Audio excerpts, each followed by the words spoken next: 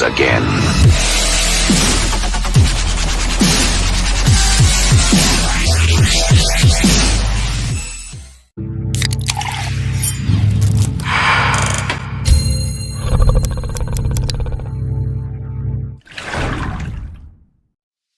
Assalamualaikum warahmatullahi wabarakatuh.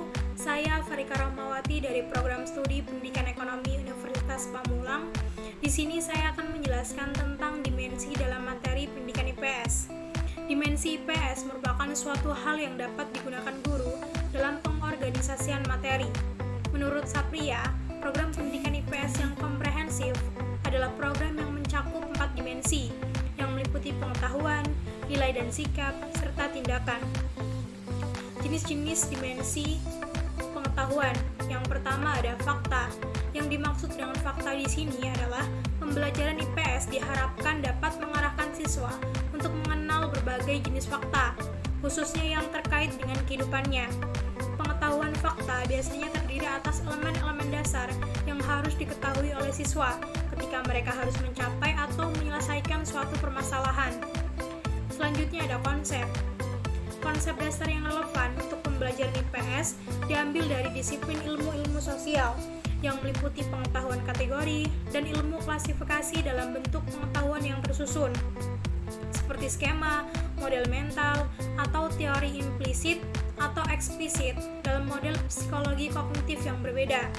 Selanjutnya ada generalisasi.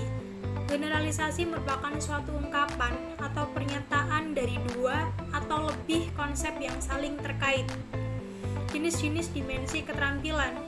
Yang pertama ada keterampilan berpikir.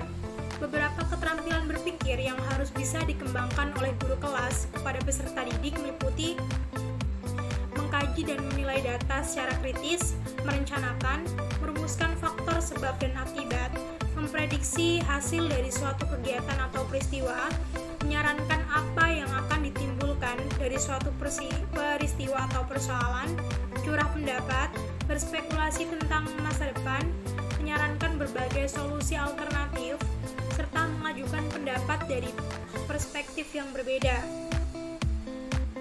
Selanjutnya ada keterampilan meneliti.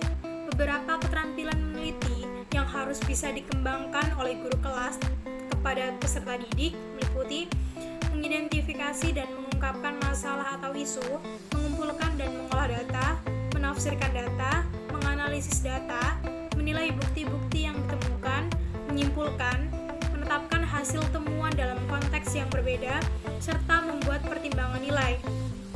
Selanjutnya ada keterampilan partisipasi sosial. Beberapa keterampilan partisipasi sosial yang perlu diajarkan oleh guru meliputi mengidentifikasi akibat perbuatan dan pengaruh ucapan terhadap orang lain, menunjukkan rasa hormat dan perhatian kepada orang lain, berbagi tugas dan pekerjaan dengan orang lain, berbuat efektif sebagai anggota kelompok, mengambil berbagai peran kelompok, menerima kritik dan saran, serta menyesuaikan kemampuan dengan tugas yang harus diselesaikan. Selanjutnya ada keterampilan berkomunikasi. Pengembangan keterampilan berkomunikasi merupakan aspek yang penting dari pendekatan pembelajaran IPS, khususnya dalam inquiry sosial. Setiap peserta didik perlu diberi kesempatan untuk mengungkapkan idenya dalam bentuk lain seperti drama, film, seni, pertunjukan, foto, bahkan dalam bentuk peta. Selanjutnya ada dimensi nilai dan sikap. Dimensi nilai dan sikap dibagi menjadi dua jenis. Yang pertama ada nilai substantif dan nilai prosedural. Nilai substantif di sini merupakan nilai yang dipegang teguh oleh seseorang dan merupakan hasil belajar. Setiap orang memiliki keyakinan atau pendapat yang berbeda-beda sesuai dengan keyakinannya tentang suatu hal. Selanjutnya nilai prosedural. Nilai-nilai prosedural yang perlu dilatih atau diajarkan kepada para siswa antara lain kemerdekaan toleransi, kejujuran menghormati kebenaran, dan menghargai orang lain. Selanjutnya dimensi tindakan.